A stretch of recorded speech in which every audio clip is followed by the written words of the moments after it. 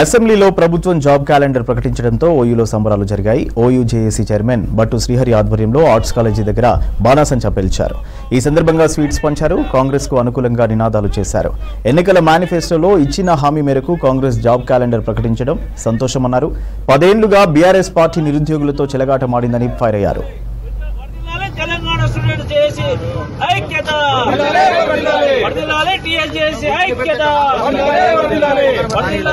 అసెంబ్లీలో నిరుద్యోగుల పక్షాన యావత్ తెలంగాణ 30 లక్షల మంది నిరుద్యోగుల పక్షాన రేవంత్ రెడ్డి గారి ప్రభుత్వం, అదేవిధంగా భట్టి విక్రమార్క గారు, ఉత్తమ్ కుమార్ రెడ్డి కావచ్చు, తెలంగాణ కేబినెట్ మొత్తానికి ఉస్మానియా యూనివర్సిటీ జేఏసీ తరపున, నిరుద్యోగుల తరపున, విద్యార్థుల తరపున కాంగ్రెస్ ప్రభుత్వానికి ప్రత్యేక ధన్యవాదాలు తెలియజేస్తా ఉన్నాం.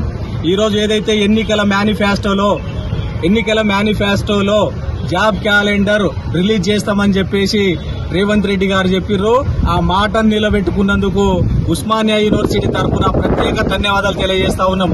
ఈరోజు బీఆర్ఎస్ పార్టీ 10 సంవత్సరాలు అధికారంలో ఉండి నిరుద్యోగుల జీవితాలతో చెలగాటం ఆడుకొని టీఎస్పీఎస్సీని ఒక కేసీఆర్ కల్వకుంట్ల కుటుంబ పబ్లిక్ సర్వీస్ కమిషన్ గా మార్చుకొని లీకేజీలు ప్యాకేజీలతో ఈరోజు అధికారాన్ని కోల్పోయినటువంటి పిచ్చి మాటలతో ఈరోజు ప్రభుత్వం పైన ఈరోజు అవాకులు చెవాకులు పేలుతున్నటువంటి బీఆర్ఎస్ నాయకులు ఒళ్ళు దగ్గర పెట్టుకుని మాట్లాడాలని చెప్పేసి కూడా ఉస్మానియా యూనివర్సిటీ జేఏసీ తరఫున హెచ్చరిస్తా ఉన్నాం.